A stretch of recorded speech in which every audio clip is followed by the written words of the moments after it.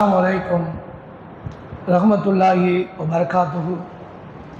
इन्नल हम्दुलिल्लाह नहमदुहु व नस्तईनुहु व नस्तगफिर। अऊज़ु बिल्लाहि मिन शुरूरि अनफुसिना व मिन सय्याति अअमालिना। मन यहदिहिल्लाहु फला मुदिल्ल लहु व मन युद्लिल्हु फला हादिय लहु। अशहदु अल्ला इलाहा इल्लल्लाहु वहदहु ला शरीका लहु व अशहदु अन्ना मुहम्मदन अब्दुहु व रसूलुहु अम्मा बाद। फ़क़द क़ाल अल्लाहु तआला फ़िल क़ुरानिल करीम व फ़ुरक़ानिल मजीद। अऊज़ु बिल्लाहि मिनश शैतानिर रजीम। बिस्मिल्लाहिर रहमानिर रहीम। या अय्युहल्लज़ीना आमनुत्तक़ुल्लाह हक़्क़ तुक़ातिही वला तमुतुन्ना इल्ला व अंतुम मुस्लिमून। या अय्युहन्नास इत्तक़ू रब्बकुमुल्लज़ी ख़लक़कुम मिन नफ़्सिन वाहिदा व ख़लक़ मिनहा ज़ौजहा व बस्स मिनहुमा रिजालन व निसाअ वत्तक़ुल्लाह अल्लज़ी तसाअलून बिही वल अर्हाम इन्नल्लाहा कान अलैकुम रक़ीबा। या अय्युहल्लज़ीना आमनुत्तक़ुल्लाह व क़ूलू क़ौलन सदीदा युस्लिह लकुम अअमालकुम यग़फिर लकुम दुनूबकुम व मन युतिल्लाह व रसूलहु फ़क़द फ़ाज़ फ़ौज़न अलीमा। எல்லாம் வல்ல அல்லாஹு ஜல்லஷானஹு தஆலாவின் நல்லடியார்களே, அவனுடைய மாபெரும் கருணையினால் நாமெல்லாம் ஒரு மக்ரிபு தொழுகையை தொழுதுவிட்டு உள்ளரங்கு நிகழ்ச்சியிலே கலந்து கொண்டு இருக்கின்றோம். இதில் எனக்கு கொடுக்கப்பட்ட தலைப்பு பணிவினால் ஏற்படும் உயர்வு. நாம் பணிவு காட்டுவோம் என்று சொன்னால் நமக்கு உயர்வு கிடைக்கும் என்ற ஒரு தலைப்பை நமக்கு கொடுத்திருக்கிறாங்க. பணிவு எப்பொழுது வரும் என்று சொன்னால், எந்த ஒரு செய்தியையும் செயல்பாடுகளையும் எந்த ஒரு காரண காரியமாக இருந்தாலும் அதை பொறுமையாக நிதானமாக அதில் நன்மை ஏற்பட வேண்டும் என்ற ஒரு ஆர்வத்தோடு நாம் செயல்படுவதற்கு முயற்சித்தோம் என்று சொன்னால் நமக்கு என்ன கிடைக்கும்? அதில் நமக்கு ஒரு நிதானம் கிடைக்கும். அந்த நிதானத்தின் மூலமாக அந்த செயல்பாடை சரியாக செய்யலாம். அதன் காரணத்தினால் அதில் என்ன கிடைக்கும்? அந்த காரண காரியம் மேன்மை அடையும். இதுதான் எல்லோருக்கும் தெரிந்த செய்தி. யாரும் இதை மறுக்க மாட்டாங்க. ஒரு வேலை நடக்கணும்னா அது கண்ணும் கருத்துமாக நிதானமாக பொறுமையாக அதை சரியாக செய்வதற்கு நம்ம என்ன செய்யணும்? நாம் அதில் ஒரு பொறுமையை கடைபிடிக்கணும் என்பதை நம்ம பார்க்கலாம். அதுபோன்றுதான் அல்லாஹ் ரப்புல் ஆலமீன் இந்த மார்க்கத்தை சொல்லக்கூடிய விஷயத்திலும் யாரெல்லாம் அந்த மார்க்கத்தை கேட்கிறார்களோ அதை நடைமுறைப்படுத்துவதற்கு முயற்சிக்கிறார்களோ அவர்களிடத்தில் பொறுமை இருந்தது என்று சொன்னால், நிதானம் இருந்தது என்று சொன்னால், அந்த பொறுமையும் நிதானமும் அவர்களுக்கு ஒரு உறுதியை ஏற்படுத்தும். அந்த உறுதியின் காரணத்தினால் அவர்கள் என்ன செய்வாங்க? அவங்க அந்த பணிவை காட்டி மேன்மை அடைவாங்க. யாராவது எந்த ஒரு காரண காரியத்தையாவது நம்மிடத்தில் சொல்லும் பொழுது ஒரு அலட்சியமா ஆடம்பரமா அகம்பாவமா சொன்னாங்கன்னு சொன்னா அந்த வேலையை நம்ம என்ன செய்ய மாட்டோம்? கேட்க மாட்டோம். இவர் என்ன எடுத்தெறிஞ்சு பேசுறாரு, தனக்கு மட்டும்தான் தெரிஞ்சு பேசுறாரு என்று நாம அவரை எப்படி பார்க்கும்போது பலவீனமாக பார்ப்போமோ அதுபோன்று நாமளும் என்ன செய்யக்கூடாது? அது மாதிரி இருக்கக்கூடாது என்பதை நாம விளங்கிக்கணும். அப்படி இல்லைன்னு வச்சுங்களேன், நாம வழிகேட்டுக்கு போயிடுவோம். பணிவு காட்டவில்லை என்றால் அல்லாஹ்விடத்திலே சைத்தான் அந்த இப்லீஸான் பணிவு காட்டாத காரணத்தினால் அவன் அல்லாஹ்வால் சபிக்கப்பட்டான். அவன் நரகத்துக்குரியவன் என்று அல்லாஹ்வால் உன்னை என்ன செய்ய, உன்னை சபிக்கிறேன், நீ நரகத்துல உன்னையும் உன்னை சார்ந்தவனையும் போட்டு நிரப்புவேன் என்று அல்லாஹ் ரப்பல் ஆலமீன் சொல்றான். அப்ப அல்லாஹ் சொல்றான் சூரத்துல் பக்ராவுல, وَإِذْ قُلْنَا لِلْمَلَائِكَةِ اسْجُدُوا لِآدَمَ فَسَجَدُوا إِلَّا إِبْلِيسَ أَبَى தக்பர வகான மினல் காஃபிரீன். அல்லாஹ் ரப்பல் ஆலமீன் அவங்களுக்கு சொல்றான் பணியுங்கள் என்று நாம் சொல்லும் பொழுது வானவர்களை தவிர இப்லீஸ், வானவர்கள் எல்லாம் மறுத்தாங்க. இப்லீஸ் வந்து என்ன செஞ்சான்? பணியை மறுத்தான். அவனோ பெருமை அடித்தான், நம்மை மறுப்போராக ஆகிவிட்டான் என்று அல்லாஹ் ரப்பல் ஆலமீன் என்ன சொல்றான்? இப்லீஸை தவிர வானவர்கள் அத்தனை பேர்களும் பணிந்தார்கள், அவன் பெருமை அடிப்பவனாக ஆணவம் கொண்டவனாக மாறிவிட்டான் என்று சொல்லி அல்லாஹ் ரப்பல் ஆலமீன் சொல்றான். அதுக்கப்புறம் அல்லாஹ் ரப்பல் ஆலமீன் அவன்கிட்ட கேட்கிறான், என்னை ஏன்பா நான் சொன்ன வார்த்தைக்கு ஒண்ணு கட்டுப்பட மறுக்க வச்சது எது அப்படின்னு கேட்கிறான். உடனே அவங்க அங்க வந்து என்ன செய்யறான்? சொன்னது யாருன்னு பார்க்கல, அங்கதான் பெருமை பாராட்டான். என்ன இந்த ஹைரும் மின்கும், என்னை சிறப்புக்குரியவனாக நீ படைத்திருக்கின்றாய், மிலன்னார் என்னை நெருப்பால் படைத்திருக்கின்றாய், அவரை மித்தின் அந்த உதிர்ந்து விழக்கூடிய அந்த களிமண்ணால் அவரை நீ படைச்சிருக்க, மண்ணால படைச்சிருக்க, அவரை விட நான் வந்து உயர்ந்தவன், அதுதான் எனக்கு வந்து தடையா இருந்துச்சுன்னு சொல்லிட்டு அல்லாட்ட என்ன செய்யறாங்க? செய்த தவறை அங்கே வாதம் செய்கிறான். அங்க வந்து என்ன செய்யறான்? நான் வந்து உயர்ந்த படைப்பால் உயர்ந்தவன் என்கின்ற அந்த செய்தியை சர்வ வல்லமை படைத்த அல்லாஹ்விடத்திலே அவன் என்ன செய்யறான்? பெருமை பாராட்டி அங்கே வாதம் புரிகிறான். அப்ப அல்லாஹ் சொல்றான், உனக்கு இனிமே இங்க தகுதி இல்லை, இங்க இருந்து ஒட்டுமொத்தமா இறங்கிடு, உன்னையும் உன்னை சார்ந்தவனையும் நரகத்துல நெருப்புவேன்னு சொல்லிட்டு அல்லாஹ் வந்து சொல்லிட்டான். அப்ப அல்லாஹ் சொல்றான், என்ன சொல்றான்னா, அல்லாஹ் வந்து இந்த உலகத்துல எப்படிலாம் இருக்கணுங்கிறதுக்கு நமக்கு சில விஷயங்களை கற்றுக் கொடுக்குறான்.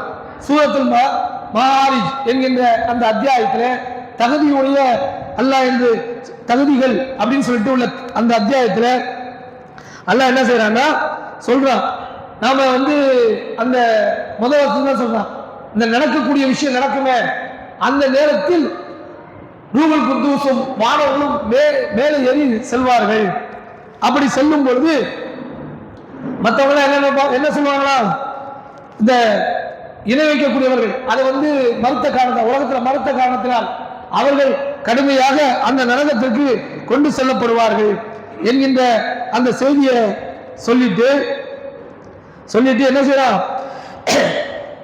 அந்த மறுமையாளை பத்தி பேசுறான். அல்லாஹ் ரப்பல் ஆலமீன் மறுமையாளை பத்தி பேசுறான்.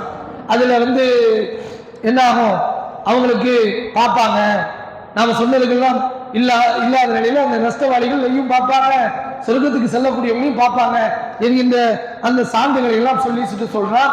நாம் யாருக்கு நாடுகிறோமோ அவர்களுக்கு தகுதிகளை உயர்த்தி கொடுப்போம், நம்ம நாடியவர்களை நம்ம என்ன செஞ்சிடும்? வழிகேட்டில் ஆக்குவோங்க அந்த செய்தியை சொல்றான். அதே போல அல்லாஹ் என்ன செய்யறானா, உங்கள் இறைவனை சூரத்துல் அஹ்ராஃப்ல உங்கள் இறைவனை பணிவுடனும் ரகசியமாகவும் பிரார்த்தனை செய்யுங்கள், வரம்பு மீறியவரை அல்லாஹ் நேசிக்க மாட்டான் என்று சொல்லி அல்லாஹ் என்ன செய்யறான்? நீங்க வந்து பணிவு காட்டும், எந்த ஒரு வேலை செய்தாலும் செய்தான். இறையச்சம் சொல்றோமே, நோம்பு வைப்பதாக இருந்தாலும் தொழுகையை பேணுவதாக இருந்தாலும் இறையச்சம் என்பது அல்லாஹ்வுக்கு கட்டுப்படுவது, அல்லாஹ்விடத்திலே பணிவு காட்டுவது என்கின்ற அந்த செய்தியை அல்லாஹ் ரப்பல் ஆலமீன் நமக்கு சொல்லி காட்டுகின்றார். அப்ப நீங்க அல்லாஹ்விடத்துல பிரார்த்தனை செய்யும் போது எப்படி செய்யணும்? பணிவுடனும் ரகசியமாக செய்யணும். பணிவுனா என்ன? அல்லாஹ் உன்னை தவிர வரக்கத்துக்குரிய நாயகன் யாரும் இல்லை, நீதான் சர்வ வல்லமை படைத்தவன், நீதான் எங்களுடைய தேவைகளை பூர்த்தி செய்கிறாய், இந்த உலகத்துல நீ எங்களுடைய தேவையை பூர்த்தி செய்யற மாதிரி மறுமையில எங்களுக்கு சொர்க்கத்தை கொடு, நரகத்திலிருந்து பாதுகாப்பு கொடு என்பதை நாம வந்து விளங்கிய நிலையில நாம என்ன செய்யணும்? அல்லாஹ்விடத்துல நம்ம ரகசியமா பிரார்த்தனை பண்ணணும். அல்லாஹ்வுடைய தூது அல்லாஹ் சொல்றானா இல்லையா? எல்லோரும் தூங்கி கொண்டு இருக்கக்கூடிய நேரத்துல அவர்கள் எழுவார்கள், அவர்கள் எல்லாருக்கும் சிரமமா இருக்கும். 3வது ஜாமத்துல அவங்க எழுந்திருச்சு அவங்க என்ன செய்வாங்க? அவங்க வந்து தொழுவாங்க. அப்படி தொழுவதற்கு அல்லாஹ் என்ன சொன்னாங்க? என்ன சொல்றோம்? அல்லாஹ் தொழுகையில பணிவை காட்டுவாங்க. யாரும் தொழுவாத நேரத்தில் அவர்கள் எழுந்திருச்சு தொழுவார்கள், கற்பை பேணிக் கொள்வாங்க, ஜக்காத்தை கொடுப்பாங்க, என்ன உண்மையை பேசுவாங்க இவங்கெல்லாம் அந்த ஜன்னத்துல் ஃபிர்தௌஸ் என்கின்ற சொர்க்கத்துக்கு வாரிசுதாரர்கள் என்று சொல்லி அல்லாஹ் ரப்பல் ஆலமீன் சொன்னானே. அதுல ஒரு செய்தி என்ன? அவர்கள் எல்லோரும் தூங்கக்கூடிய நேரத்தில் இருந்து அவர்கள் தன்னுடைய விலாபரத்தை படுக்கையிலிருந்து அப்புறப்படுத்துவார்கள். அவங்க எழுந்து நிற்பாங்க, தொழுவாங்க. தொழுது நம்ம என்ன யார் ஒரு தகுதியை தொழுகிறாரோ அவர் முதன்மையா என்ன கேட்பாரு? அல்லாஹ் மன்னிச்சுதான்லா, இந்த உலகத்தை உடைய தேவையை பூர்த்தி செய்து கொள்றாங்களா, அதோடு சேர்ந்து மறுமையில எங்களுக்கு சொர்க்கத்தை கொடுறாங்களான்னு சொல்லிட்டு தான் அவர் பிரார்த்தனை செய்வார் என்கின்ற அந்த நிலையை நாம உணர்வோம். நம்ம தொழுக ஆரம்பிச்சு வச்சுங்களேன், நாம உணர்ந்துக்குவோம். அதே போன்று இந்த உலகத்தில் வாழும்போது என்ன செய்றாங்க? ஒரு வேலையை செய்யும் போது ஒரு கண்ணும் கருத்தும் இல்லாத வேலையை செய்யக்கூடிய மக்களாக தான் பெரும்பாலான மக்கள் இருக்கிறார்கள். குடும்பத்தை நிர்வாகம் செய்யக்கூடியவர்களாக இருக்கட்டும், வியாபாரத்தை செய்யக்கூடியவர்களாக இருக்கட்டும், அதே போன்று உற்றார் உறவுகளோடு உறவு பாராட்டுவதாக இருக்கட்டும், எல்லாவற்றுக்கும் மேலாக மார்க்கத்தை சொல்லக்கூடிய இந்த மார்க்க பிரச்சாரமாக இருக்கட்டும், எதிலையுமே ஒரு சீரான, ஒரு ஒழுங்கான, ஒரு சரியான பார்வை இல்லாத மக்களாக தான் பெரும்பாலான மக்கள் இருக்கிறார்கள். இதை சொல்வதற்காக நாம் சொல்லவில்லை. பார்க்கிறோம், எங்க பார்த்தாலும் பொருளாதாரம் இல்லை, பிரச்சனையா இருக்கு, அதே போன்று குடும்பத்தில் ஒரு நிம்மதி இல்லை, ஏன் நிர்வாகமா நடக்குது என்று அடுத்தவர்களை குறை கூறிக்கொண்டு நம்மை நாமளே நொந்து கொண்டு இருக்கக்கூடிய ஒரு சூழலில் நாம் அல்லாஹ்வையும் அல்லாஹ்வுடைய தூதரையும் நேசிக்கின்றோம் என்று சொன்னால் அல்லாஹ்வுடைய தூதர் எப்படி நடந்து கொண்டார்கள், இந்த உலகத்துல அவங்க எப்படி இருந்தாங்க? பிறக்கும் போதே அனாதையாக இருந்தார்கள், தந்தை இழந்தவராக, வளரும் போது முற்றிலுமாக தாயும் இழந்து என்ன ஆயிட்டாங்க? தாயும் இல்லாத, தாய் தந்தை ரெண்டு பேரையும் இழந்த அனாதையாக அவர்கள் மாறி போனார்கள். அவங்க வாழ்க்கையை பாருங்க. இப்படி ஒரு தாயோ அல்லது தந்தையோ இல்லாத பிள்ளை எப்படி இருக்கும் என்பது நாம நம்மளோடு இருக்கக்கூடியவங்க பாருங்க.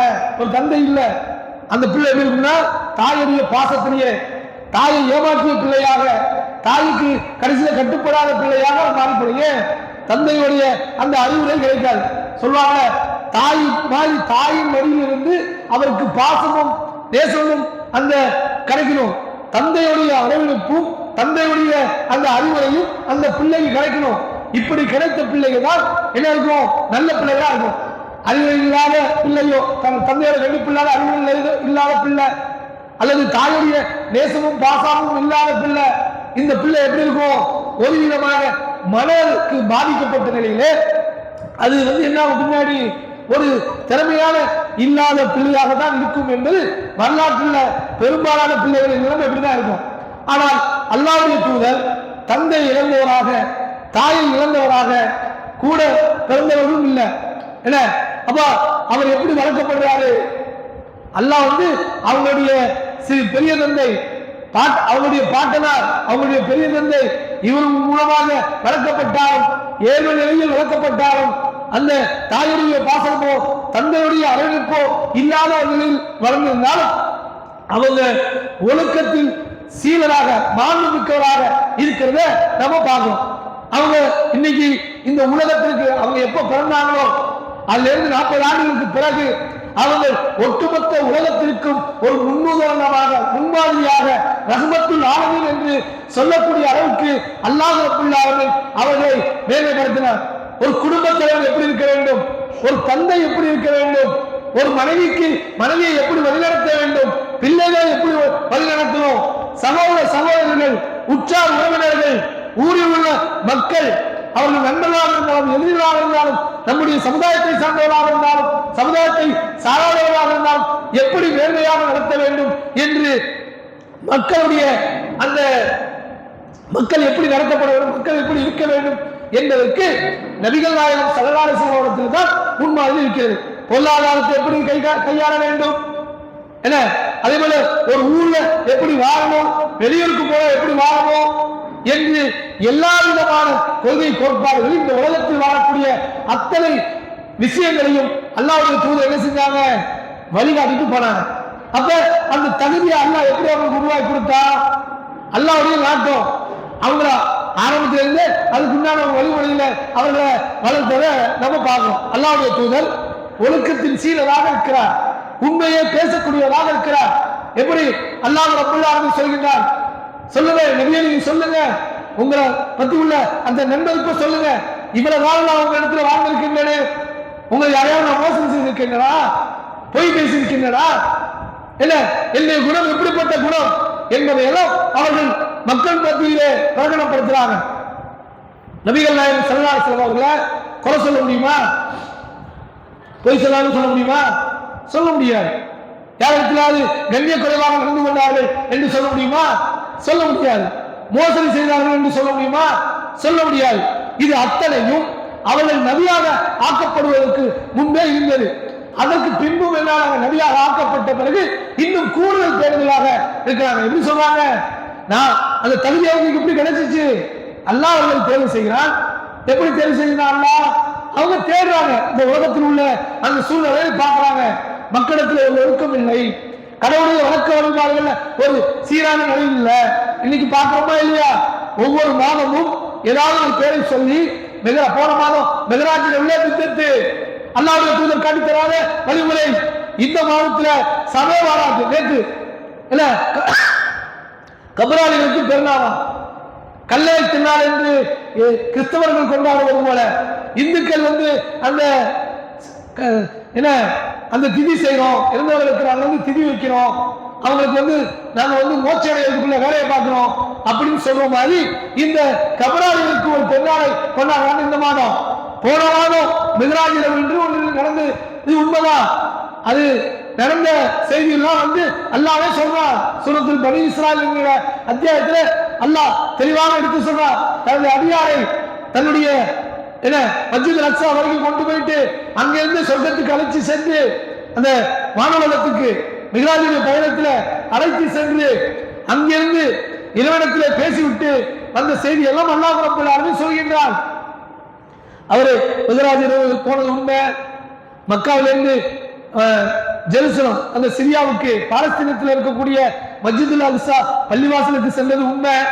மஸ்ஜிதுல் மஅமூர் என்கின்ற பள்ளிவாசல்ல இமாமாக இருந்து தொலை வச்சது உண்மை.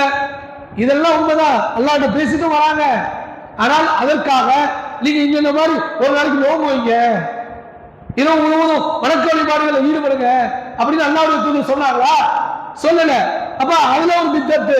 நோம்பு வைங்க 15வது இரவு முழுவதும் தொழுகையை நடைமுறைப்படுத்துங்க, திக்ரு செய்யுங்க, வணக்க வழிபாடுகளை செய்யுங்க என்று அந்த ஒரு நாள்ல பித்தத்தான காரியம். அதே போல நேற்றிரவு இந்த சபை பாராட்டு சொல்லி கல்லறை திருநாள், மற்ற சமுதாயத்தவர்கள் பால் ஊற்றுவது, இப்படி போன்ற ஒரு செய்தியை இவங்க கபராளிகள் பெருநாள் சொல்லிட்டு இவங்க கொண்டாடுறாங்க. அடுத்தது என்ன? வரக்கூடிய ரமலான் மாதத்துல ஒரு நாள் 27ஆம் கிழமை லைலத்துல் கதர் இரவு அன்றுதான் இறங்குதுன்னு சொல்லிட்டு பள்ளிவாசல் ஜோடனை பண்ணி அன்னைக்கு மட்டும் தொழுது அடுத்த நாள் ஃபஜ்ர் கூட தொழுவாம குப்புறப்படுத்து தூங்குறது, நோம்பு வைக்க மாட்டாங்க. இப்படி இவர்கள் இந்த இனவைப்பின் பக்கம் போறாங்களே, இந்த பித்தத்தான காரணம் செய்து யார் சொன்னாலும் கேட்கறது இல்லை. எங்களுடைய அடியார் சொன்னாரு, அவரு சொன்னாரு, இவரு சொன்னாருன்னு அல்லாஹ்வுடைய தூதரும் சொல்லாத ஒரு விஷயத்தை செய்து பித்தத்தான விஷயங்களும் இணை வைக்கக்கூடிய செய்திகளையும் என்ன செய்யறாங்க? செய்து கொண்டிருக்கிறத நம்ம பார்க்கணும். இவர்களுக்கு என்ன செய்யறாங்க? அவங்கள்ட்ட என்ன இருக்கு? அவங்கள்ட்ட குர்ஆன் இருக்கு, நபிகள் நாயகம் ஸல்லல்லாஹு அலைஹி வஸல்லம் அந்த தொகுப்பு இருக்கு. இதெல்லாம் வைத்துக் கொண்டே அவர்கள் என்ன செய்யறாங்க? அவங்க தங்களுடைய தரத்தை தாழ்த்திக் கொள்கிறார்கள். அல்லாஹ்வுடைய தூதர் சிந்திச்சாங்களா? அல்லாஹ்வுடைய தூதர்னு சொல்றோம், கலிமா சொல்றோம், லா இலாஹ இல்லல்லாஹ் முஹம்மது ரசூலுல்லாஹ். நாங்கள் எல்லாம் சுன்னதி ஜமாத்தினர்கள், நாங்கள் நபி வழியை பின்பற்றக்கூடிய. சுன்னத் ஜமாத்னா என்ன? நபியை நாங்கள் பின்பற்றோம், நபியை நேசிக்கிறோம், நபி சொல்வதுதான் நடைமுறைப்படுத்துவோம் அப்படின்னு சொல்லிக்கொண்டு அல்லாஹ்வும் அல்லாஹ்வுடைய தூதரும் எதையெல்லாம் சொல்லவில்லையோ, எதையெல்லாம் செய்யக்கூடாது என்று தடுத்திருக்கிறார்களோ அதையெல்லாம் செய்து கொண்டிருக்கிறத பார்க்கணும். நான் ஒன்றை செய்யாத ஒன்றை அவர்கள் செய்வார்கள் என்று சொன்னால் அது ஏற்றுக்கொள்ளப்படாது. என்ன, நான் சொல்லாத ஒன்றை செய்யாத ஒன்றை அவர்கள் செய்தார்கள் என்று சொன்னால் அது அங்கீகரிக்கப்படாது என்று நபிகள் நாயகம் ஸல்லல்லாஹு அலைஹி வஸல்லம் அவர்கள் சொல்லியிருக்கிறாங்க. இப்ப ஒவ்வொரு நாள் இரவிலும் ஜாமத்தில் மூன்றில் ஒரு பகுதியாக இருக்கக்கூடிய அந்த இறுதி பகுதியில அந்த ஃபஜ்ருடைய நேரத்துக்கு முன்னாடி, ஷஹருடைய நேரத்துக்கு முன்னாடி அந்த நேரத்தில் ஏந்திரிச்சு வளமையா ஒருத்தர் 8 ரக்காத் தொழுகிறாரு அல்லது 4 ரக்காத் தொழுகிறாரு, அவர் என்ன ஆயிடுவாரு? இறைவனுடைய நெருக்கத்தை பெற்றுக் கொள்வார்.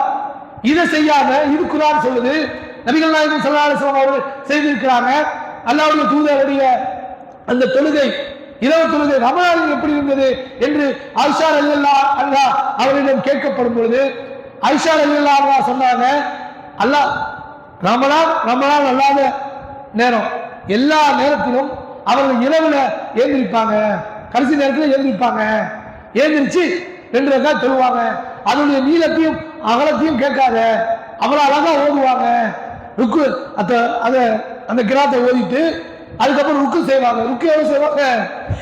அந்த வசனங்கள் ஓதிய அளவுக்கு சூரத்துல் பக்ராவே ஓதுவாங்களா, சூரத்துல் ஆலி இம்ரான் ஓதுவாங்களா, சூரத்துல் பக்ரா, சூரத்துல் ஆலி இம்ரான், சூரத்துல் அல் மாயிதா இந்த அத்தியாயங்களை ஓதி அவர்கள் 1 ரக்காத்தை தொழுவாங்க. இரவுல 1 ரக்காத்துக்கு இந்த மாதிரி தொழுகை சொன்ன அந்த தொழுகையை நீங்க 3 நாள் மட்டும் தொழுதா போதும். என்ன?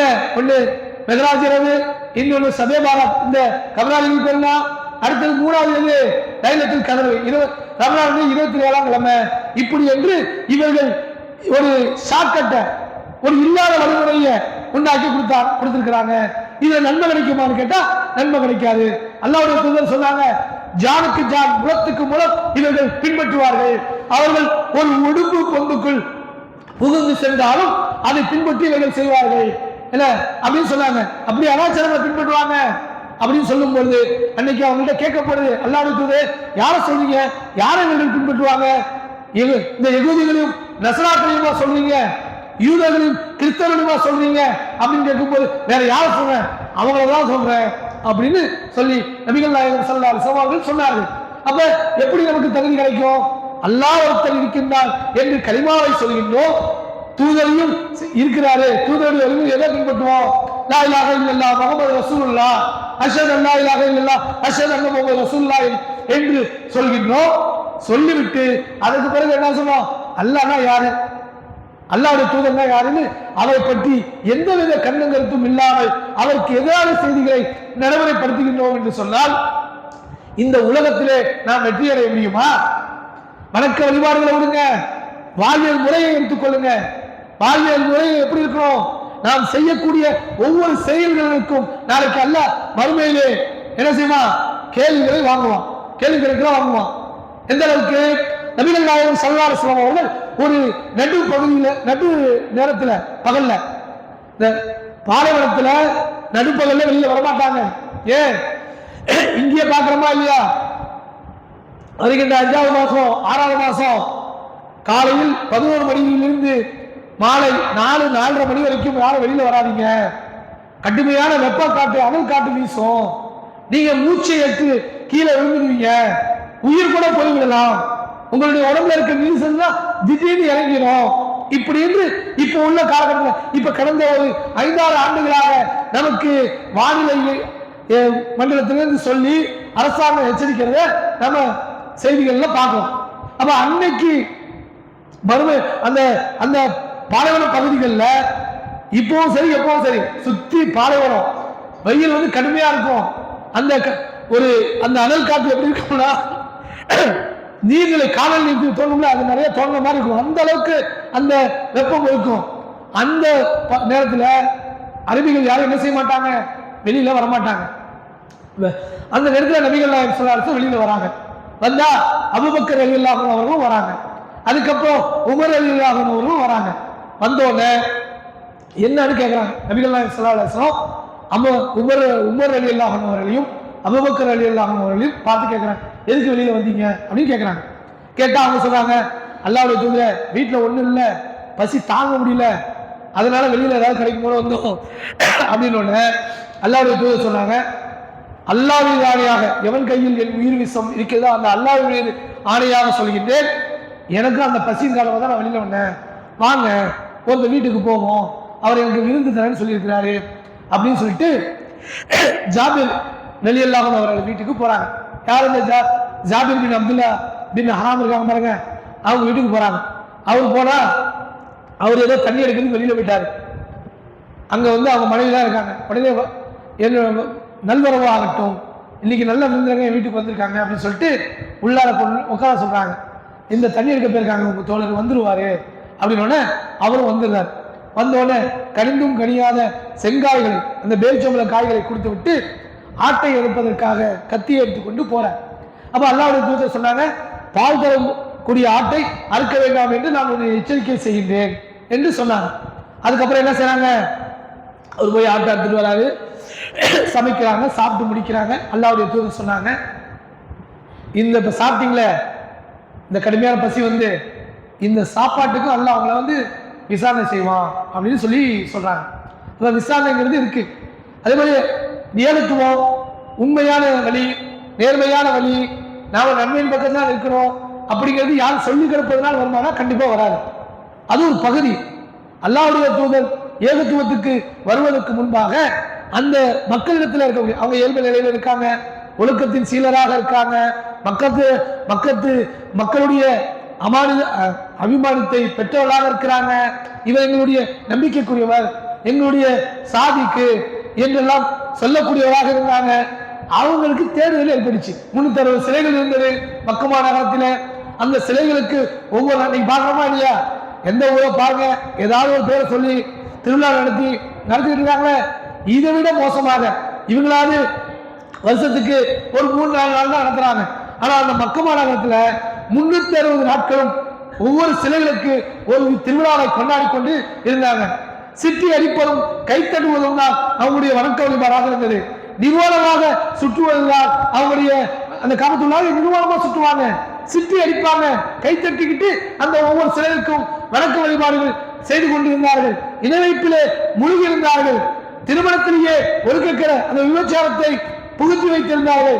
ஒரு 10 பேர் 20 பேர் சேர்ந்து கொண்டு ஒருத்தரை கொன்று விட்டு அவரை நாங்கள் கொல்ல என்று சத்தியமிட்டு சொல்லுவார்கள்.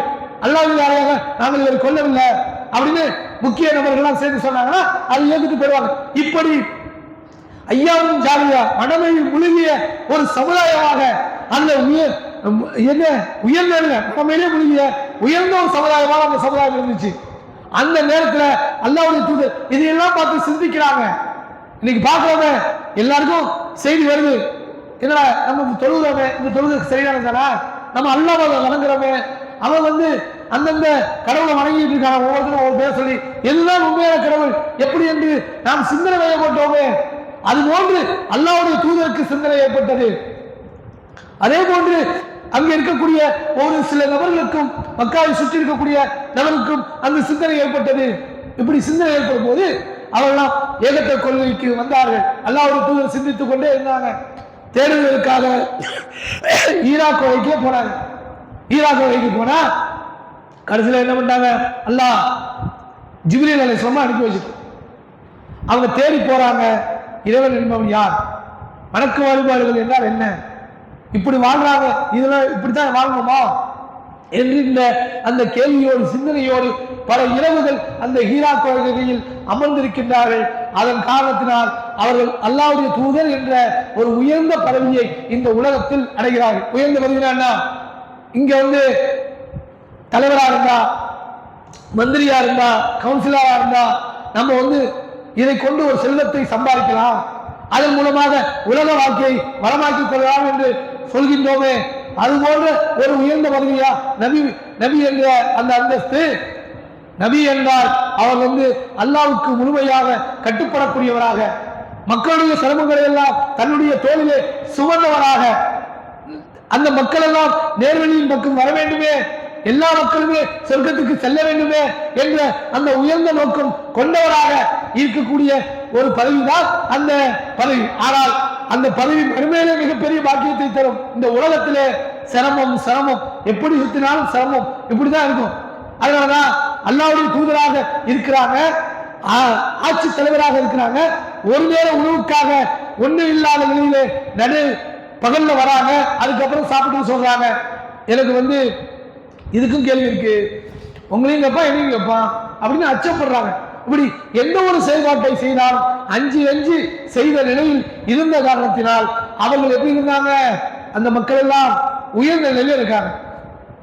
அல்லாஹ்வுடைய தூதர் தேர்ந்தாங்க, நபி பட்டம் கிடைச்சிச்சு, மக்காவில சிரமப்பட்டாங்க, அதுக்கப்புறம் மதீனாவுக்கு வந்தாங்க, ஆட்சியை நிறுவனாங்க, அங்கே மக்களுக்கெல்லாம் சொல்லிக்கொண்டே இருந்தாங்க. இப்படி சொல்லும் போது உடனடியாக எல்லா மக்களும் வேக வேகமாக வரல, சிந்தித்தாங்க. சிந்திக்கக்கூடிய வாய்ப்பு அல்லாஹ் ஏற்படுத்தி நேர்வழியை கொடுக்கும் பொழுதுதான் அவங்களுக்கு கிடைச்சிச்சு. மற்ற நேரத்தில் என்ன பண்ணாங்க? மற்ற நேரத்தில் அப்படிதான் இருந்தாங்க. நிறைய பேர் மக்கா வெற்றிக்கு முன்னாடி நிறைய பேர் வரல, மக்கா வெற்றிக்கு பிறகு கூட்டம் கூட்டமா வராங்க. அதுக்கு முன்னாடி வந்த நபர்களும் சொற்பமான எண்ணிக்கைகள் தான் வராங்க. ஒரு பேர் வராங்க, 2 பேர் வராங்க, 10 பேர் வராங்க, ஒரு குழுவா வருது. இதெல்லாம் நடக்குது. அதுல முதன்மையாக வந்தவர்கள் அபூபக்கர் ரலியல்லாஹு அன்ஹு அவர்கள். அல்லாஹ்வுடைய தூதர் சொன்னாங்க, இந்த அபூபக்கர் இருக்கிறாங்க மரண தருவாயில, அவங்க நோய்வாய்ப்பட்ட நிலையில எல்லாருடைய வாசலை அடைச்சிருங்க. மதீனா பள்ளிவாசல்ல எல்லா வாசலும் இருந்துச்சு. அந்த வாசல் ஒவ்வொருத்தருக்கும் ஒரு வாசல் இருந்துச்சு. நபிகள் நாயகம் ஸல்லல்லாஹு அலைஹி வஸல்லம் உடைய வீட்டை ஒட்டியே வாசல் இருந்தது. அந்த வீட்டில இருந்து அவங்க தொழுகைக்கு வந்துருவாங்க. இது போன்று சில நபித்தோழர்களுக்கு அவங்க வாசல்களை வைத்திருந்தாங்க. அதுல அபூபக்கர் ரலியல்லாஹு அன்ஹு அவர்கள் ஒருவர். அவங்களுக்கு அல்லாஹ்வுடைய தூதர் என்ன சொன்னாங்க? அவங்க வாசலை மட்டும் அடைக்க வேணாம், பாக்கி எல்லா வாசலையும் அடைச்சிருங்க அப்படின்னு சொன்னாங்க. அதே போன்று அபூபக்கர் ரலியல்லாஹு அன்ஹு அவர்களுக்காக பேசும்போது எப்படி பேசுவாங்க? யாராவது ஏதாவது அபூபக்கர் ரலியல்லாஹு அன்ஹு அவர்களை குறை சொல்லிவிட்டால், குறை சொல்றாங்கன்னு தெரிஞ்சிச்சுன்னா என்ன செஞ்சுவாங்க? ரசூலுல்லாஹ் கோபமாயிடுவாங்க. அபூபக்கர் ரலியல்லாஹு அன்ஹு அவர்களுக்கும் உமர் ரலியல்லாஹு அன்ஹு அவர்களுக்கும் ஒரு பிரச்சனை. அபூபக்கர் ரலியல்லாஹு அன்ஹு அவர்கள் உமர் ரலியல்லாஹு அன்ஹு அவர்களை கடுமையாக பேசி விடுகிறார்கள். உடனே உணர்ந்து நம்ம இதை பேசியிருக்க கூடாது அப்படின்னு திரும்ப உமர் ரலியல்லாஹு அன்ஹு இடத்துல போய் என்ன செய்றாங்க? நீங்க என்ன மன்னிச்சிருங்க அப்படின்னு கேட்க போறாங்க. ஆனா அவர் பேசுறதுக்கே தயாரில்லை. அந்த அளவுக்கு கடுமையா பேசக்கூடியவாகவும் அபூபக்கர் ரலியல்லாஹு அன்ஹு அவர்கள் இருந்தாங்க. அதுக்கு பிறகு அவர் மன்னிக்க மறுத்த பிறகு நேராக அல்லாஹ்வுடைய தூதரிடத்திலே வந்து கொண்டிருக்கிறாங்க. உமர் ரலியல்லாஹு அன்ஹு அவர்களும் முதல்ல மன்னிக்க மறுத்தவர், அதுக்கப்புறம் இல்ல நம்ம அப்படி செய்யக்கூடாது அப்படி என்று சொல்லி திரும்ப பின்தொடர்ந்து வரார். இங்கே முழந்தாளிட்டு அபூபக்கர் ரலியல்லாஹு அன்ஹு அவர்கள் நடந்த சம்பவத்தை சொல்கிறார்கள். சொன்ன பிறகு அல்லாஹ்வுடைய தூதர் என்ன செஞ்சுட்டாங்க? மெம்பர்லயே ஏறிட்டாங்க. யாரெல்லாம் உமர்கிட்ட சொல்றாங்க, உமரே நீங்கள் எல்லாம் பொய் என்று சொல்லும் பொழுது இவர் என்னை உண்மைப்படுத்தினார். உண்மைப்படுத்துவது மட்டும் இல்லாம பொருளாதாரத்தை வாரி வாங்கினார். அவருடைய செல்வங்கள்லாம் எனக்கு கொடுத்தாரு. அதோடு சேர்ந்து அவர் எனக்கு பணிவோடையும் நடந்தார், கட்டுப்படவும் செஞ்சார். என்னை உண்மைப்படுத்தினார், எனக்கு கட்டுப்பட்டார், பொருளாதாரத்தை முழுமையாக கொடுத்து என்னோடு பணிவோடு நடந்து கொண்டார் என்கின்ற செய்தியை சொல்றாங்க. அப்ப அது சொல்லும்போது அபூபக்கர் ரலியல்லாஹு அன்ஹு அவர்களை பொறுத்த வரைக்கும் அவர் இடத்தில் ஏதேனும் நன்மை ஏற்பட்டால் அதன் முறையில் நடந்து கொள்ளுங்கள். அவர் ஏதாவது தீமை ஏற்பட்டால் அவரை எனக்காக நீங்க மன்னிச்சிருங்க. அவரை நீங்க என்ன பண்ண முடியாது? குற்றம் பிடிக்க முடியாது. ஏன்னா அவருடைய தகுதி அப்படிப்பட்ட தகுதி என்று சொல்லி அல்லாஹ்வுடைய தூதர் என்ன செய்றாங்க? அபூபக்கருக்கு காட்டிய அந்த பணிவு, ஆரம்ப காலகட்டத்தில் காட்டிய பணிவை கொண்டு அல்லாஹ்வுடைய தூதரை அவங்க மேம்படுத்துறாங்க. அதே போன்று அல்லாஹ்வுடைய தூதர் ஒரு பகுதிக்கு சமாதானம் ஏற்படுத்துவதற்காக போயிருக்கிறாங்க. மக்களுடைய தொழுகை வந்துருச்சு. பிலால் ரலியல்லாஹு அன்ஹு அவங்களும் சொல்றாங்க, அல்லாஹ்வுடைய தூதர் வரதுக்கு நேரம் ஆயிடுச்சு, மக்களுடைய வேலை வந்துருச்சு, நான் இகாமத் சொல்றேன், நீங்க தொழு வைங்க அப்படிங்க. சரி, ஓகே, சரிங்க, நீங்க வாங்க சொல்லி இகாமத் சொல்றீங்கன்னா நான் தொழு வைக்கிறேன் அப்படின்னு சொல்லிட்டு தொழு வச்சுட்டு இருக்காங்க. அப்ப அல்லாஹ்வுடைய தூதர் வராங்க. வர்றதை கொண்டு நபித்தோழர்களாம் என்ன செய்றாங்க? வேகமாக கை தட்டிக்கிட்டே இருக்கிறாங்க. உடனே அபூபக்கர் தொழுகையில திரும்பி பார்க்க மாட்டாங்களாம். இவங்க ரொம்ப கைத்தட்டல் அதிகமானோடனே திரும்பி பார்த்துட்டு அல்லாஹ்வுடைய தூதர் நின்றோடனே அல்லாஹ்வுடைய தூதர் என்ன செய்றாங்க? அப்படியே கையை நீங்களே தொழுவீங்க அப்படின்னு ஜார பண்றாங்க. ஆனாலும் கையை ஏந்தி அல்லாஹ்விடத்துல பிரார்த்தனை செய்து விட்டு அல்லாஹ்வுடைய தூதருக்கே நான் தொழு வைக்கக்கூடிய ஒரு பாக்கியத்தை அல்லாஹ் எனக்கு தருகின்றானா, அல்லாஹ்வுடைய தூதர் எனக்கு தருகின்றார்களா என்ற ஒரு சந்தோஷ மிகுதியில அல்லாஹ்விடத்துல கையேந்தி பிரார்த்தனை செய்து விட்டு அப்படியே பின்னோக்கி வந்து விடுகிறார்கள். அவங்க என்ன செஞ்சுறாங்க? நபிகள் நாயகம் ஸல்லல்லாஹு அலைஹி வஸல்லம் முன்னாடி நின்று தொழு வச்ச பிறகு நான் தான் சொன்னேன் உங்களை தொழு வைக்க சொல்லி, நீங்க ஏன் பின்னாடி வந்தீங்க அப்படின்னு கேட்கும்போது அல்லாஹ்வுடைய தூதர் நிற்கக்கூடிய இடத்துல அபூ குஹாஃபாவின் மகன் நின்று தொழு வைக்கிறதா, அதை நான் அது செய்ய முடியாது அப்படின்னு சொல்லிட்டு அந்த பணிவை காட்டிய விதத்தை பார்க்கிறோம். அதே போன்று நபிகள் நாயகம் ஸல்லல்லாஹு அலைஹி வஸல்லம் அவர்கள் இறந்த தருவாயில எல்லா நபித்தோழர்களும் என்ன ஆகிறாங்க? அப்படியே அந்த துக்கத்துல சிக்குண்டு போய் கிடக்கிறத பார்க்கணும்.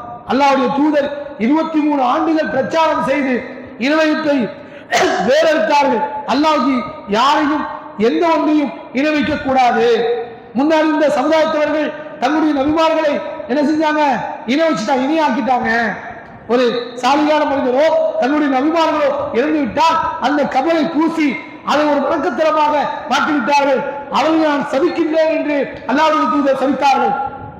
அப்படி சபிச்சு ஒட்டுமொத்த அந்த சமுதாயத்தும் அந்த ஒரு குடியின் கீழ் அல்லாஹ்வின் பக்கமும் அல்லாஹ்வுடைய தூதருடைய வழிமுறையின் பக்கமும் ஆக்கி இருந்த நபிகள் நாயகம் ஸல்லல்லாஹு அலைஹி வஸல்லம் அவர்கள் இறக்கும் போது சொன்னாங்க, அல்லாஹ் அவர்களை சபிப்பானாக, யகூதிகளும் நஸ்ராக்களும் சபிப்பானாக. அவங்க அந்த சாலிகான மனிதர்களை இணைக்கிறாங்க, இறைவனுக்கு இணையாக்கிறாங்கன்னு சொல்லிட்டு சபிச்சாங்க. அப்படி எல்லா விதமான எச்சரிக்கையும் செய்த பிறகும் கூட அல்லாஹ்வுடைய தூதர் இறக்கும் பொழுது அந்த மக்கள் தான் இப்படி இருந்தாங்க, அல்லாஹ்வுடைய தூதர் இறக்கல, இன்னும் கொஞ்ச நேரத்தில் வந்துருவாங்க அப்படின்னு வாளை தூக்கி கொண்டு உமர் ரலியல்லாஹு அன்ஹு அவர்கள் இருக்கிறாங்க. அந்த நேரத்தில் அபூபக்கர் ரலியல்லாஹு அன்ஹு அவர்கள் வந்து என்ன செய்யறாங்க? வந்து நேரா போய் முத்தமிடுறாங்க, வெளியில வராங்க. அல்லாஹ் ஒருபோதும் உங்களுக்கு 2 மரணத்தை ஏற்படுத்த மாட்டார், நீங்கள் மரணித்து விட்டீர்கள் அப்படின்னு சொல்லிட்டு, நீங்கள் உயிரோடு இருக்கும் போது எப்படி மனம் கமழ்ந்தீர்களோ அப்படி இறந்தும் மனம் கமழ்கிறீர்கள் என்று முத்தமிட்டு விட்டு வெளியில வந்து சொல்றாங்க. இல்ல நீங்கள் இறந்து விட்டாலோ அல்லது கொல்லப்பட்டு விட்டாலோ அந்த வழியின் அடிவீச்சோரை பின்பற்றி நீங்கள் எல்லாம் சென்று விடுவீர்களா என்று சொல்லி அல்லாஹ் உஹது யுத்தத்துல அல்லாஹ்வுடைய தூதர் இறந்துட்டாங்கிற செய்தி வரும்போது அந்த மக்களுக்கு ஒரு எச்சரிக்கை செய்தாங்க. அல்லாஹ் அந்த வசனத்தை ஓதி இப்ப அவங்க சொல்றாங்க, முகமது இறந்து விட்டார், அவர் இனிமே திரும்பி வரப்போறதில்ல அப்படின்னு சொன்ன உடனே மக்கள் எல்லாம் உணர்ந்துக்கிட்டாங்க. அதுக்கப்புறம் என்ன ஆகுறாங்க? அன்சாரிகள் பனு சாயிதா பின் உபாதாங்கிற வீட்டுல வந்து குழுப்புறாங்க. குழுப்பிட்டு என்ன செய்றாங்க? அல்லாஹ்வுடைய தூதர் இருந்தாங்க, அவங்க ஆட்சி தலைவர் இருந்தாங்க, சரி இன்னுமே ஊர்வாசிகளாக இருக்கக்கூடிய இந்த மதீனாவாசிகளாக இருக்கக்கூடிய அன்சாரிகளாகிய நமக்கு தான் அந்த உரிமை அப்படின்னு சொல்லிட்டு பேசிக்கிட்டு இருக்கிறாங்க. பேசிட்டு இருக்கும்போது இந்த செய்தியை அபூபக்கர் சொல்லி, அபூபக்கர் ரலியல்லாஹு அன்ஹு இடத்துல சொல்லி நாம எல்லாம் சேர்ந்து முகாஜிகளும் போவோம் அப்படின்னு சொல்லும்போது அபூபக்கர் ரலியல்லாஹு அன்ஹு அவர்கள் சொன்னாங்க, அதெல்லாம் யாரும் வர வேணாம் அப்படின்னு சொல்லிட்டு உமர் ரலியல்லாஹு அன்ஹு அவர்களையும் அபூ உபைதா இப்னு ஜர்ரா என்கின்ற நபித்தோழரையும் அழைத்துக் கொண்டு அந்த மதீனாவாசிகளுடைய அந்த இடத்துக்கு போறாங்க.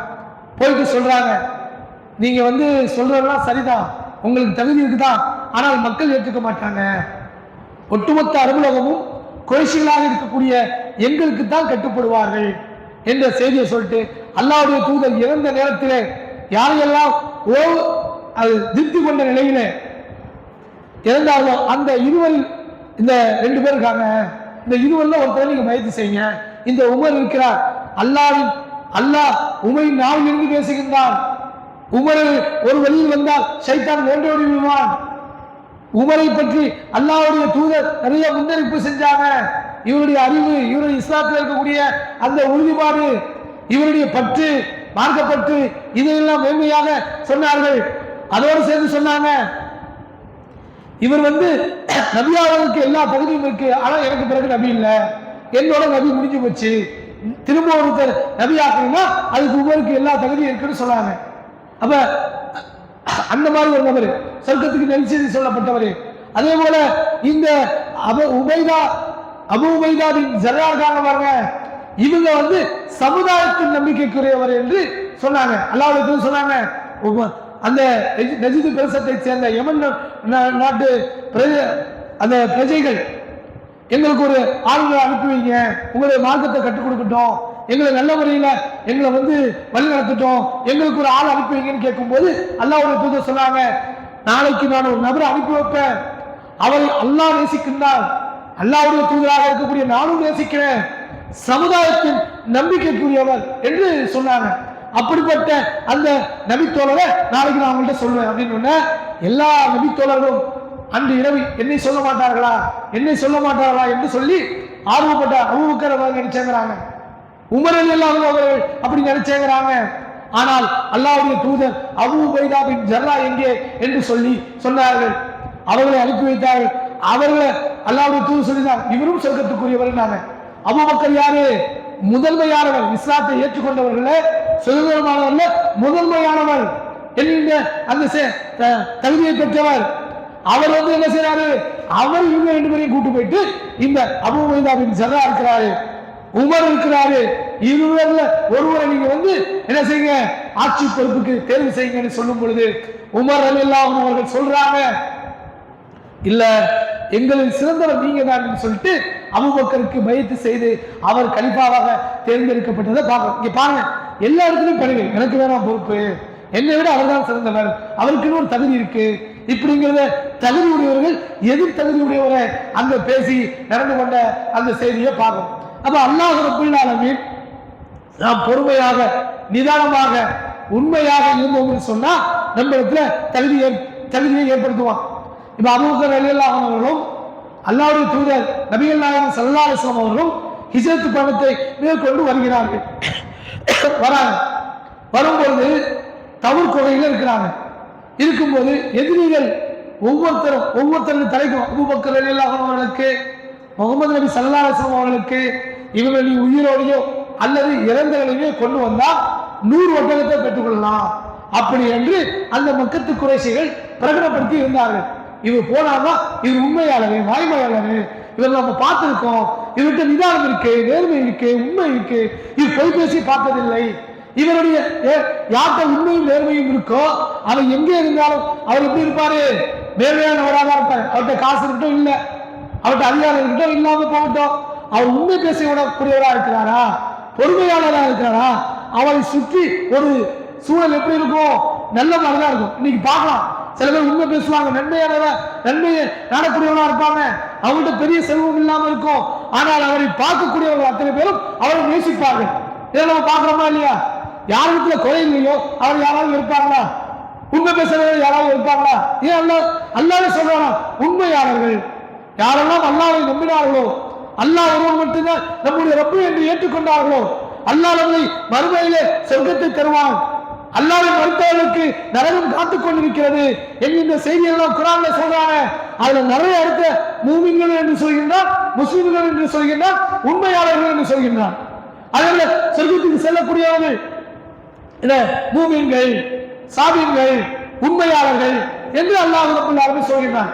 அப்ப இந்த உண்மை பேசக்கூடியவர்களை அல்லாஹ் என்ன பண்ணுவான், மேலையாக வச்சிருப்பான். அப்ப யாரு, அபூபக்கர் ரலியல்லாஹு அன்ஹு அவர்கள் உண்மை பேசக்கூடியவர், உண்மைக்கு எதிராக பேச மாட்டார். உமர் ரலியல்லாஹு அன்ஹு அவர்கள் இருக்கிறாங்க, அவங்களும் உண்மை பேசக்கூடியவர்களா இருக்கிறாங்க. அபூ உபைதா பின் ஜர்ரா இருக்கிறாங்க, அவங்களும் என்ன பண்றாங்க, உண்மை பேசக்கூடியவர்களா இருக்கிறாங்க.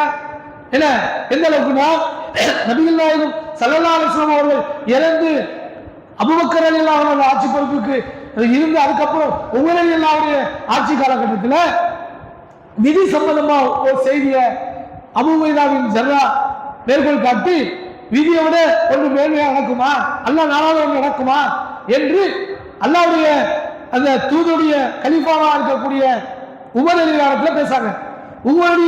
உமர் ரலியல்லாஹு ஆட்சியை பொறுத்த வரைக்கும் அவங்களை எதிர்த்து பேசக்கூடிய அளவுக்கு மக்களிடத்தில் என்ன இல்ல, ஒரு நிலை இருந்ததில்லை. சில நபித்தோழர்கள் மட்டும்தான் பேசுவாங்க, இப்னு அப்பாஸ் பேசுவாங்க, சில நபித்தோழர்கள் குர்ஆன் ஹதீஸ் அடிப்படையில் உள்ள செய்திகளை அழகாக எடுத்து வைப்பாங்க. அல்லாஹ் அவங்க என்ன பண்ணுவாங்க, அவங்களுக்கு அவங்க உயர்ந்த தோழர்களாக இருந்தாங்க. அல்லாஹ்வுடைய தூதரோடு வலதுபுறமும் இடதுபுறமுமாக அபூபக்கரும் உமர் ரலியல்லாஹு அன்ஹு அவர்களும் எல்லா இடத்துக்கும் சென்று வந்ததும் எல்லா இடத்துக்கும் போய் வந்ததும் இப்படி இருந்ததை நம்ம பார்க்கிறோம்.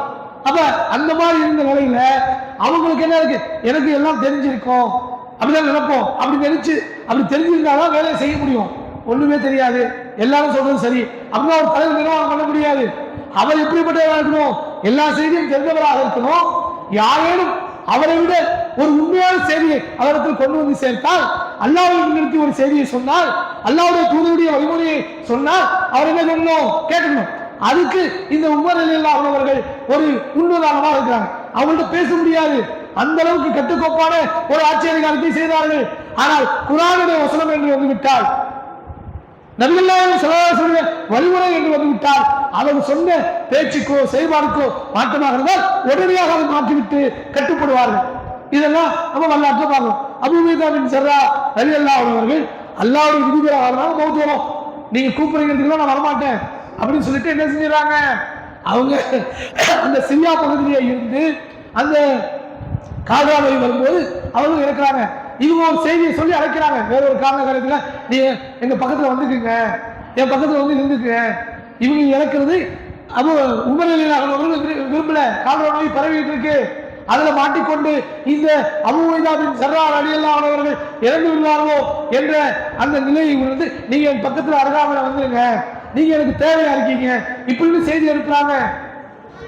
அமீருல் மூமினீன், நீங்கள் எதற்காக இந்த செய்தி அனுப்புறீங்கன்னு எனக்கு தெரியும். விதிதான் வருவது, அல்லாஹ் நாடியதான் நடக்கும். நான் இங்கதான் இருப்பேன். அல்லாஹ் நாடுனா மௌத்து வரும், அல்லாஹ் நாடுனா மௌத்து ஆகாம இருக்க போறேன். நீங்க ஒன்றும் கவலைப்படாதீங்க என்கின்ற அந்த செய்தியை சொல்கிறார்கள். அந்த செய்தி போய் சேரும் பொழுது அவங்க அழுகுறாங்க. அவர் மரணிக்க போறாரு. அந்த காலம் அந்த அளவுக்கு உச்சமா இருந்துச்சு. உமர் அழுகுறாங்க. அபூ உபைதா பின் ஸர்ரா, ஏன்னா சமுதாயத்தின் நம்பிக்கைக்குரியவர் என்ற பெயரை பெற்றவராக அபூ உபைதா பின் ஸர்ரா ரலியல்லாஹு அன்ஹு அவர்கள் இருந்ததை நம்ம வரலாற்றில் பார்க்குறோம். அழுகுறாங்க. அவர் இறக்க போறார். உடனே அவங்க கேட்குறாங்க, அபூ உபைதா பின் ஸர்ரா இறந்துட்டாரா அப்படியா? இல்லை, அவர் இறப்பை எழுதி விடுவார் என்று சொல்றார். இப்படி ஒவ்வொருவரும் தகுதி உடையவராக இருக்கிறார்கள். ஆனால் பிறருடைய தகுதியை மேன்மையாக பார்த்தார்கள். இதெல்லாம் எதுக்கு? அல்லாஹ் நமக்கு தகுதியை ஏற்படுத்தினாலும் நம்ம தகுதி உயர்ந்தோம். நம்ம பிறகு இருக்கக்கூடிய குறைகளை அவர்கிட்ட சொல்லணும். அவருடைய தகுதியை உயர்த்துவதற்கு நாம் முயற்சிக்கணும். அல்லாஹ்வுடைய தகுதி, அல்லாஹ்வுடைய தூதர் நபிகள் நாயகம் ஸல்லல்லாஹு அலைஹி வஸல்லம், முகமது நபி ஸல்லல்லாஹு அலைஹி வஸல்லம் இருக்கிறார்களே, அவருடைய தகுதிக்கு நிகராக யாராவது இருக்க முடியுமா? ஏன்? அல்லாஹ்வே அவர்களை பாதுகாக்கின்றான், அல்லாஹ்வே அவர்களுக்கு வகை செய்தியை இறக்கி கொடுக்கின்றான். அவர்கள் கடுகளவு தவறு செய்யும் போது மலையளவு அவர்களை கண்டிக்கின்றான். அப்ப அவர்களோட தகுதி தான். நமக்கு அப்படியா இருக்கு?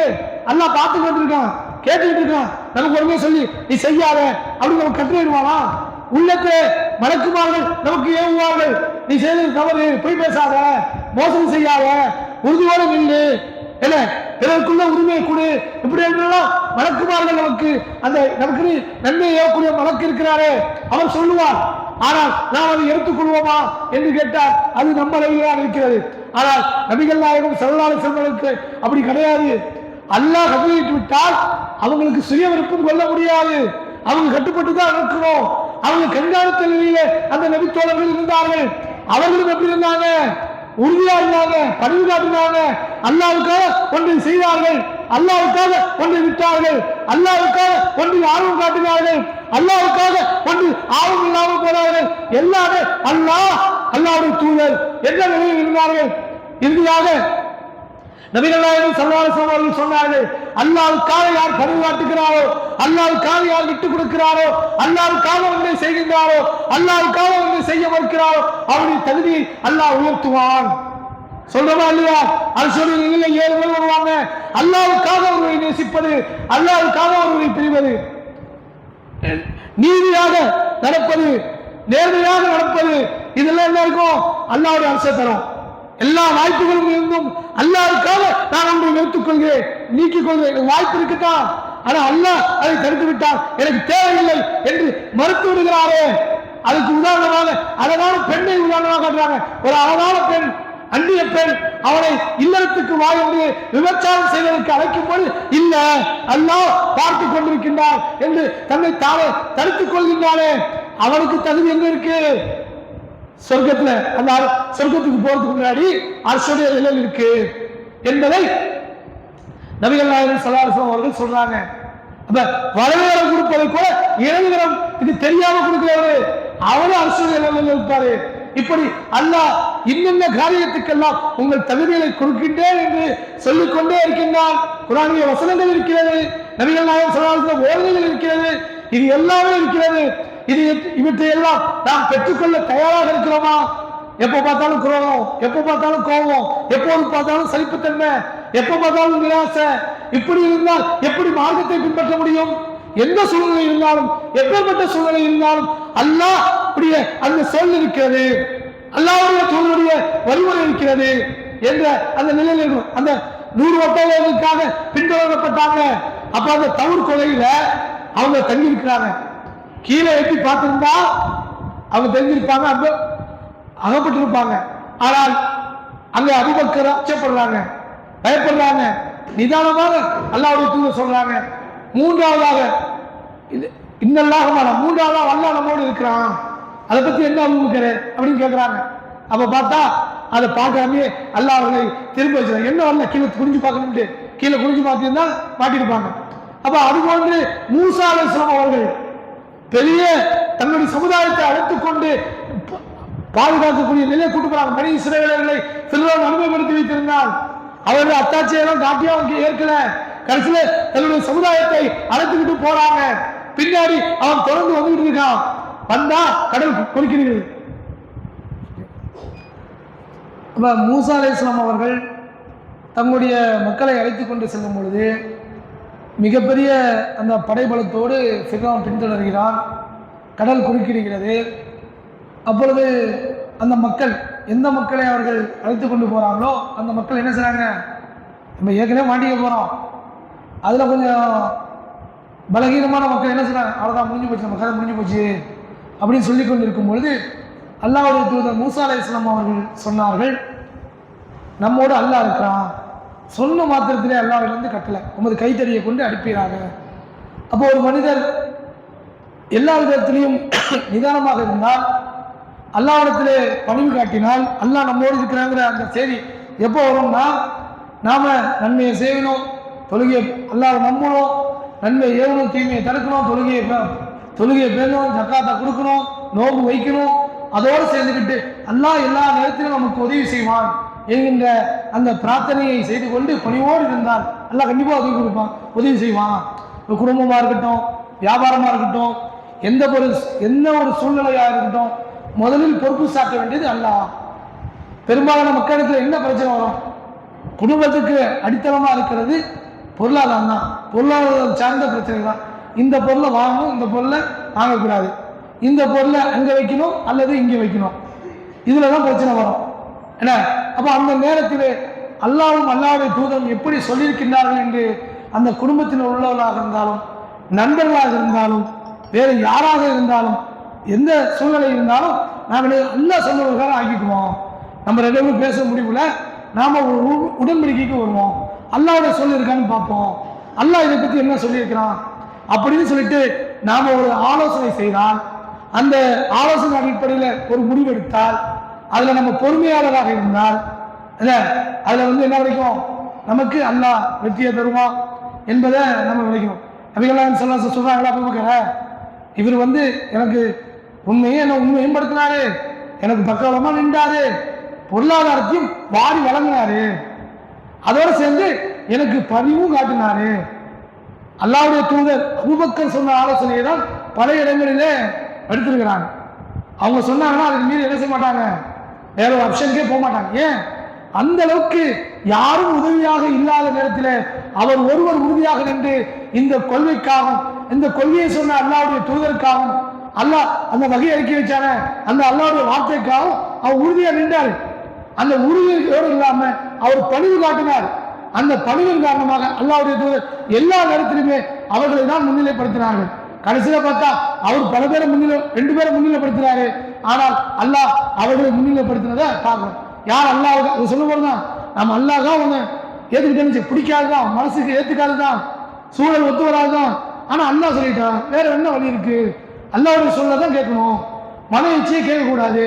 அப்படிங்கிற அந்த இடத்துக்கு வந்துட்டோம்னு வச்சுங்களேன், அல்லாஹ் நமக்கு அதில் வெற்றி எழுதுவான். எந்த அளவுக்குன்னா, அல்லாஹ்வுடைய சொல்றாங்க, ஜிப்ரீல் அலைஹிஸ்ஸலாமுக்கு கட்டளையிடுறாங்க, போய் நீங்க சொர்க்கத்தை பார்த்துட்டு வாங்க அப்படின்னு சொல்றாங்க. போயிட்டு பார்த்துட்டு வந்துட்டு ஜிப்ரீல் சொல்றாங்க, உன்னுடைய கண்ணியத்தின், உன்னுடைய இஜ்ஜத்திக்க, உன்னுடைய கண்ணியத்தின் மீது ஆணையாக ஒரு நபர் கூட சொர்க்கத்துக்கு போகாமல் இருக்க மாட்டாரு. அந்த அளவுக்கு அதுல அந்த சந்தோஷங்களும் செல்வங்களும் செல்வ செழிப்பும் இருக்கு, எல்லா மக்களுமே அந்த சொர்க்கத்துக்கு போக தான் விரும்புவார்கள் அப்படின்னு சொல்றாங்க ஜிப்ரீல் அலைஹிஸ்ஸலாம். அடுத்தது நரகத்துக்கு போயிட்டு வாங்கங்கிறாங்க. நரகத்துக்கு போயிட்டு வந்தா திருப்பி சொல்றாங்க, உன்னுடைய இஜ்ஜத்திக்க, உன்னுடைய கண்ணியத்தின் மீது ஆணையாக நரகம் முழுக்க மன இச்சைகளால் சொல்லிருக்கு. நம்ம எதை எடுத்தாலும் எனக்கு என்ன தேவை இருக்கு, எனக்கு என்ன ஆசை இருக்கு, எனக்கு என்ன பிடிச்சிருக்கு, அடுத்தவங்க தான் சொல்லிட்டு போட்டோம் செஞ்சுட்டு போட்டோம், அதெல்லாம் எனக்கு தேவையில்லை, நான் பிடிச்சது தான், எனக்கு தெரிஞ்சது தான், நான் சரியா பட்டது தான் செய்வேன்னு நிக்கிறோமே, இது என்னவா, மன இச்சையம். மன இச்சையினால் அந்த நரகம் சொல்லப்பட்டிருக்கு. அப்ப ஜிப்ரீல் சொன்னாங்க, ஒரு மனிதர் கூட இந்த நரகத்துக்கு போகாம இருக்க மாட்டாரு. அந்த அளவுக்கு மன இச்சைகளால் அது சூழப்பட்டிருக்குங்கிறத அந்த கண்ணால பார்த்துட்டு வந்து சொல்றாங்க. நம்ம எதையெல்லாம் விரும்புவோமோ, எதற்காக நெருக்கம் பண்ணுவோமோ, எதற்காக பிடிவாதம் பிடிப்போமோ, எதுக்காக விட்டு கொடுக்காத அளவுக்கு தன்னுடைய சுதந்திரத்துக்காக போராடுவோமோ, அத்தனை மன இச்சைகளும் அங்கு அந்த நரகத்தை சுற்றி சூழ்ந்திருக்கிறதை ஜிப்ரீல் அலைஹிஸ்ஸலாம் அவர்கள் பார்த்து தான் சொல்றாங்க, எல்லா மனுஷனும் நரகத்துக்கு போயிடுவாங்க அப்படின்னா. அப்ப நாம் அல்லாஹ்வுக்காக ஒன்றை செய்ய வேண்டும், அல்லாஹ்வுக்காக ஒன்றை விட்டு கொடுக்க வேண்டும், அல்லாஹ்வுக்காக ஒன்றை செய்ய வேண்டும். அல்லாஹ்வுக்காக நம்ம இது மாதிரி இருந்து பணிவோடு இருந்துட்டு நிதானமா இருந்து பொறுமையா இருந்து மென்மையா இருந்தோம் என்று சொன்னா நமக்கு வந்து என்ன இருக்கு, தகுதி உயர்த்தப்பட்டு சொர்க்கத்துக்கு செல்லக்கூடியவர்களாக மாறிவிடுவோம். நாம் இங்குள்ள சூழ்நிலைகளில் சிக்குண்டு சின்னாபின்னமாகி நாமும் கெட்டு நம்மை சார்ந்தவர்களும் கெட்டடிச்சு மன இச்சை நம்ம தேவை சுயநலம் இப்படி இருந்தோம் என்று சொன்னால் நரகத்துல போய் விழுந்துருவோம். இங்கேயும் நிம்மதி கிடைக்காது. அல்லாஹ்வுக்காக ஒன்றை செய்யும் போது அது நமக்கு பிடித்திருந்தாலும் பிடிக்காது, அல்லாஹ் நாடிட்டாங்க, அல்லாஹ்வுக்காக செஞ்சிருக்கோம், கண்டிப்பா அல்லாஹ் நன்மை தருவான். இன்னைக்கு நமக்கு தெரியல, கண்டிப்பா அல்லாஹ்வுக்கு நன்மை தருவான் அப்படிங்கிற அந்த செய்தியை நம்ம உணர்ந்துக்கலாம். எந்த அளவுக்குன்னா நபிகள் நாயகம் ஸல்லல்லாஹு அலைஹி வஸல்லம் அவர்கள் செய்த அந்த சிறிய அந்த எதிர்காலத்தில் நடக்கக்கூடிய சம்பவத்துக்காக சொல்றேன். ஒரு பொறுமையா இருந்தா, ஒரு நல்ல விஷயத்தை செய்து பணிவுடன் பொறுமையாக இருந்துட்டோம்னு சொன்னா கிடைக்கக்கூடிய நன்மை என்னங்கிறதுக்கு அந்த தாயிஃப் நகரத்துடைய அந்த சம்பவம் பாருங்க, கடுமையாக பாதிக்கப்படுறாங்க. ஜிப்ரீல் அலைஹிஸ்ஸலாம் வந்துறாங்க, மேகத்தை நிழலிடுவது போல அவங்க மேலே அவங்க வர்றாங்க. வந்தாலும் அண்ணாந்து பார்த்தேன், அந்த மேகத்தோடு ஜிப்ரீல் அலைஹிஸ்ஸலாம் அவர்கள் இருந்தார்கள். அவர்கள் இடத்தில் சொன்னார்கள், இந்த தாயிஃப் நகரத்து மக்கள் அவங்க கடுமையான வேலை செஞ்சிருக்காங்க, இதோ மலக்குல் ஜிபால் இருக்காரு, மலக்கு அந்த மலைகளுக்கான வானவர் அல்லாஹ் கட்டளையிட்டு இருக்கின்றார், நீங்க சொன்னதை செய்வதற்கு கட்டளையிட்டு இருக்கின்றார் என்று சொல்லும்போது அவர் நான் பாதிக்கப்பட்டேன், பாதிப்பு ஏற்பட்டிருக்காங்களா, உண்டு இல்லைன்னு பண்ணிடுறேன், பேசி முடிச்சிடறேன், அடிச்சு துவைச்சிடறேன் அப்படி நம்ம செய்வோங்க. அது போன்று அல்லாஹ்வுடைய தூதர் பேசல, எப்படி பேசுறாங்க, தொலைநோக்கு பார்வையோடு பேசுறாங்க, நிதானித்து பேசுறாங்க, பொறுமையாக நிதானம் இழந்த நிலையிலும் பொறுமையோடு வார்த்தை விடுறாங்க. வேண்டாம் அவரை ஒண்ணு நீங்க செஞ்சிடாதீங்க, இவர்களுக்கு பிறகாவது இந்த சமுதாயத்தில் வரக்கூடிய அந்த வழித்தோன்றர்கள் என்னை ஏற்றுக்கொள்வார்கள் என்ற ஒரு ஆதரவை வைக்கிறாங்க. அப்ப மூமின்கள் எப்பொழுதுமே எப்படி இருக்கணும், நிதானமா இருக்கணும், பொறுமையா இருக்கணும். ஆதரவு வைத்த நிலையில் எதுவும் பிளஸ்ஸா யோசிக்கணும், மைனஸா யோசிக்கக்கூடாது. நன்மை நடக்கும், நன்மையா தான் போகும் அப்படி யோசிக்கணும். மைனஸா நடக்கும்போது மைனஸா யோசிச்சுதான் நாம நம்ம தீமைக்கு உள்ளாக்கப்பட்டுறோம், அப்புறம் நஷ்டவாதியா போயிடும். அப்படி இல்லாம நன்மைக்காகவே நன்மையான விஷயத்தை கண்ணோட்டத்தை எண்ணோட்டத்தை உண்டாக்கி அல்லாஹ்வுடைய ஆதரவு வைத்து அல்லாஹ்வுக்கு பிரார்த்தனை செய்து கொண்டு பரிவோடு இருந்தோம் என்று சொன்னால், அல்லாஹ்வுடைய தூதருடைய வழிமுறையை பின்பற்றி வாழ்ந்தோம் என்று சொன்னால் நமக்கு சர்வ நிச்சயமாக இந்த உலகமும் வெற்றியை தந்துவிடும், மறுமையிலும் மிகப்பெரிய பாக்கியமான சொர்க்கத்தை அடைந்து விடுவோம். ஜன்னத்துல் ஃபிர்தௌஸ் என்கின்ற அந்த சொர்க்கத்தை அடைந்து கொள்ளக்கூடிய பாக்கியமானவர்களே அல்லாஹ் ரப்புல் ஆலமீன் நம் அனைவரையும் ஆக்க வேண்டும் என்று கூறி எனது உரையை நான் நிறைவு செய்கின்றேன். வாஹிர் தாவானா அல்ஹம்துலில்லாஹி ரப்பில் ஆலமீன்.